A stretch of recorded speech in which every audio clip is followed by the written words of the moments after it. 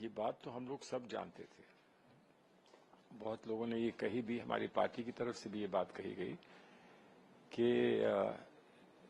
जो भी आदेश हुए थे उत्तर प्रदेश में वो सरासर गैर कानूनी आदेश थे और संविधान इस बात की इजाजत नहीं देता है। और सच्चाई आप ये देखिए कि मैं स्वयं कितने ही उन कार्यक्रमों में गया हूं जहां कंवरिये आते हैं और वो आके वहां पर सस्ताते हैं, बैठते हैं, लोगों से मिलते हैं, और जहां पर जो लोकल लोग हैं जिसमें कि हर धर्म के लोग जिसमें हैं, वो उनकी सेवा करते हैं, उनके पांव दबाते हैं, उनको पानी देते हैं, खाना देते हैं, उनका सोने का प्रबंध करते हैं। ये तो हम परंपरा बहुत दिनों से देखते चले आ रहे हैं और हमें तो हमेशा ये बताया गया है कि एक दूसरे के किसी भी पर्व में, चाहे वो सामाजिक पर्व हो, चाहे वो धार्मिक पर्व हो, हम एक दूसरे का हाथ बटाएं और एक दूसरे के साथ चलें। तो ये तो गंगा जमनी तहजीब का एक प्रतीक है हमारे देश के। और ऐसा किसी ने सोचा कि ऐसा नहीं होना चाहिए, मैं वो समझता हूँ वो इस देश को नहीं समझता है, अच्छी तरह से देश को नहीं समझता है, या कोई संकीर्ण दृष्टि से वो हर चीज को देखता है, जहाँ उसको सिर्फ गिनती इस बात की करनी है कि कितना हम भाग जनता का ले सकते हैं और कितना हम छोड़ सकते हैं। बहुत दुख का विषय है। क्या सर कानून के अंदर राज्य सरकार को ये कहा जा सके कि इस जहां विभाजन की नीति होगी उस पर कोई काम नहीं हो सकता, जैसे ये नाम की चर्चा, क्या कानून? देखिए, कानून तो जो कहता है वो यही कहता है कि आप जो भी बात करें संतुलित बात करें, कोई व्यवस्था बनाए वो संतुलित व्यवस्था हो। मैं आपसे बताऊं कि हरिद्वार में आप नॉन वेजिटेरियन खाना नहीं खा सकते हैं, उस पर रोक है।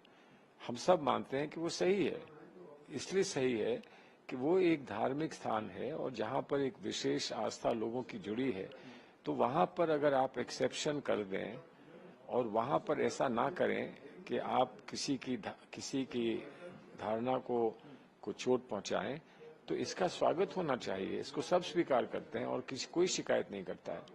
अब जैसे किसी सिख समाज के किसी साथी के साथ आप बैठे हो और आप सिगरेट पी रहे हो और सिगरेट पीकर धुआं जो है उसकी तरफ फूंक रहे हो, तो वो गलत होगा ना। तो हम लोग बहुत ध्यान इस बात का रखते हैं कि जिसके धर्म में सिगरेट पीना जो है वो सही नहीं माना जाता, तो अगर आपको सिगरेट पीने की इच्छा भी हो तो आप कहीं और जाकर पिएंगे, उनके आमने सामने उसके पास बैठ के नहीं पिएंगे। आप कहीं किसी धार्मिक स्थान पर जाते हैं, आपका धर्म कुछ हो या ना हो, उससे आपका संबंध हो ना हो, लेकिन आप सर ढकते हैं कि नहीं ढकते हैं? इसलिए ढकते हैं कि आप उस धार्मिक स्थान का और वहां की जो परंपराएं हैं उसका सम्मान कर रहे हैं, इसलिए आप सर ढकते हैं। ये भारत की एक परंपरा है। भारत की परंपरा यह है कि सर ढके जाते हैं, तो इसलिए आप सर ढकते हैं और आप उससे एक संकेत ये देते हैं कि मैं आपके धर्म का और आपकी आस्था का सम्मान करता हूँ। सर, आरएसएस की गतिविधियों में सरकारी अब कर्मचारी नोटिफिकेशन है, कांग्रेस पार्टी इस पर ऐतराज जता रही है। वहीं पीयूष गोयल आरएसएस को देशभक्त बताते हुए कह रहे हैं कि मैं प्रधानमंत्री का धन्यवाद देना चाहता हूं। कांग्रेस जो है वो जो भी देश के लिए काम करता है उसके खिलाफ रहती है, वहां देशभक्त भरे हुए हैं। देखिए, हमने कोई चीज इस देश में सीखी है। हम सब बड़ा सम्मान करते हैं, फौज का बड़ा सम्मान करते हैं। फौज में भर्ती जो लोग होते हैं वो अपनी जान पर खेलने के लिए, इस देश की अस्मिता के लिए तैयार रहते हैं। लेकिन हम फौज के लोगों के साथ उस तरह से उठते बैठते नहीं हैं जब वो वर्दी में होते हैं, जिस तरह से एक दूसरे के साथ उठते बैठते हैं, क्योंकि उनका एक अनुशासन और डिसिप्लिन है। थोड़ा सा आम जनता से अलग रहकर वो अपने अनुशासन को बनाए रखते हैं। ऐसा नहीं है कि वो आम जनता से सहानुभूति नहीं रखते। उनके लिए जब जान देने के लिए तैयार हैं तो सहानुभूति क्यों नहीं रखेंगे?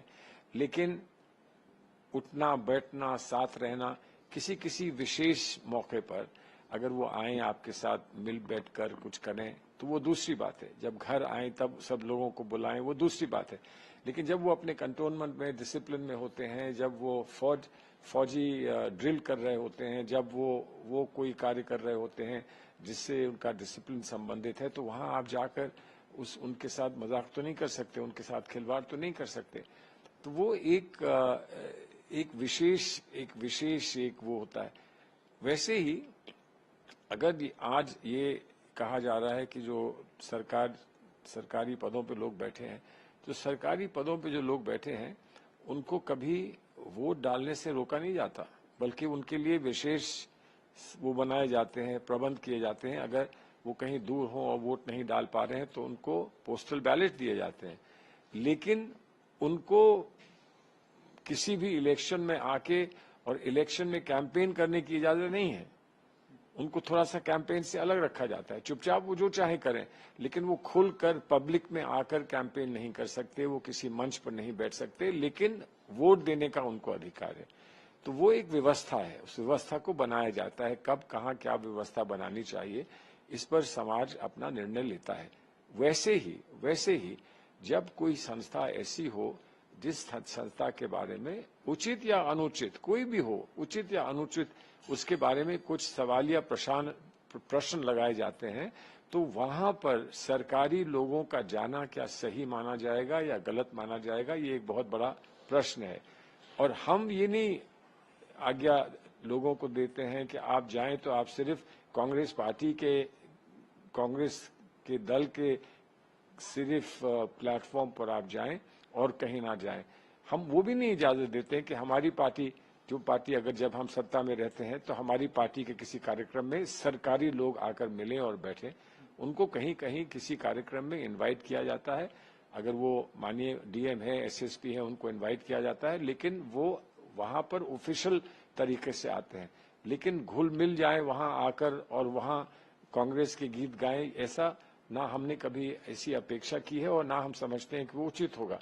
लेकिन कहीं किसी भी संस्था पर अगर कहीं समाज में सवालिया निशान लगते हैं, उचित या अनुचित, मैं दोनों बातें कह रहा हूं, तो उसको थोड़ा सा सरकारी लोगों से दूर रखना चाहिए। हमारे लिए, हमारे मन में है, बहुत सारे प्रश्न हैं आरएसएस के बारे में।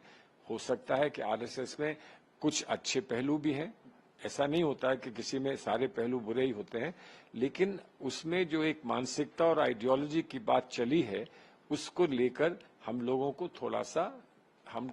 थोड़ा सा रिजर्वेशन इस बात का है कि क्या वो समाज को बांटने की बात करते हैं।